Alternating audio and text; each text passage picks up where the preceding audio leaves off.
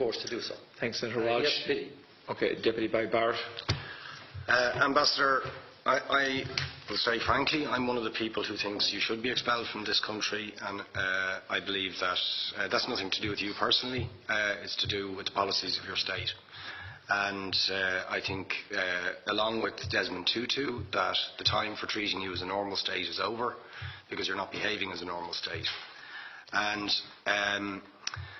I just want to ask you questions, really, in relation to that contention. And I would just say, for the record, it certainly isn't motivated by anti-Semitism in my case. I mean, for example, when disgraceful attempts were being made to downplay the horrors of the Holocaust by people like David Irving, I brought a Jewish Auschwitz survivor to this city to organise meetings and get her on national television to remind the Irish people about the horrors of the Holocaust. And I would do so again if anybody tried to downplay the horrors of what were done to the Jewish people. But it is precisely because I'm opposed to racism that I oppose what your state is doing and what it stands for. So I just want to ask you a few questions in relation to that. And I should also say, by the way, I lived for a year on Moshav Neot Hakikar in the Dead Sea in 1987, 2 weeks before the first Intifada broke out. That leads me to my first question. You have tried to cover over what you have done, the killings of innocent people in Gaza on 3 separate occasions over recent years, the seizure of Palestinian land and so on, by attacking Hamas. Now, why don't you just admit that Hamas didn't exist when the first Intifada took place? They didn't set up an armed wing until the early 1990s. And that there was a reason that PLO were in Tunis at the time, exiled, effectively not present. But the ordinary Palestinians rose up because you denied them basic rights. I lived there.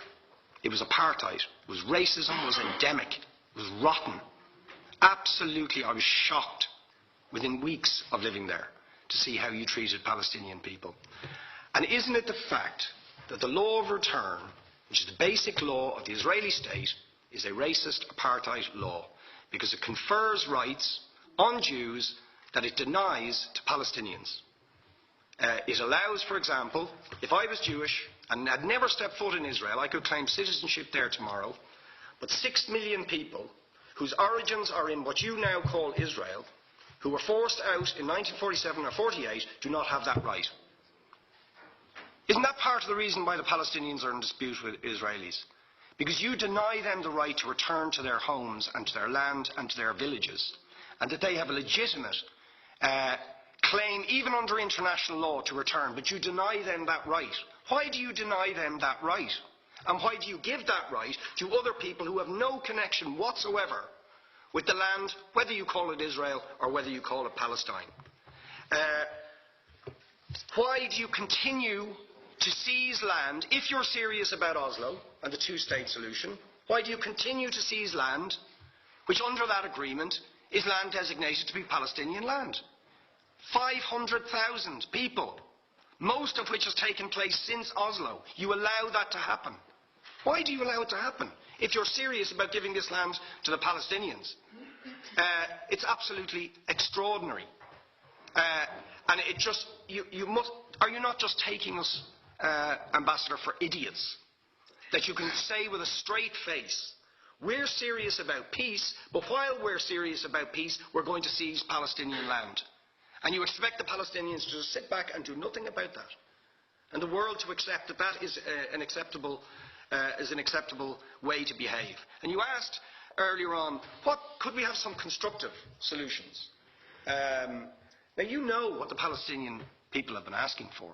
Far less even than some people would ask for. Because I believe the whole apartheid system should be dismantled.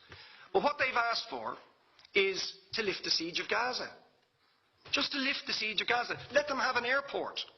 Let them have ports.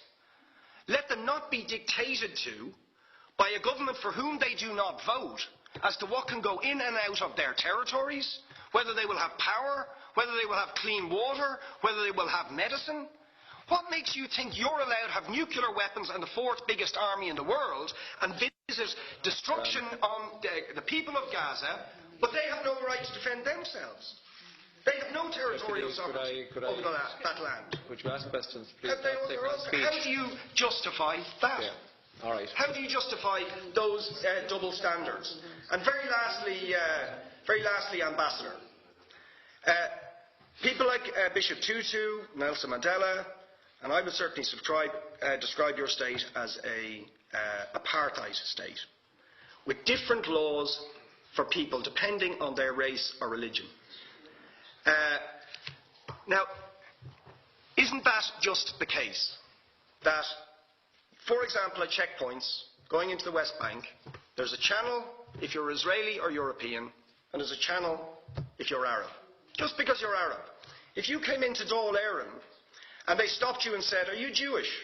"Oh no, sorry, you can't come in through the same entrance as Irish people or European people because you're Jewish," you would call that racism and apartheid. But yet you practice that. You practice that with your checkpoints and your military barriers and your apartheid wall. How can you justify that?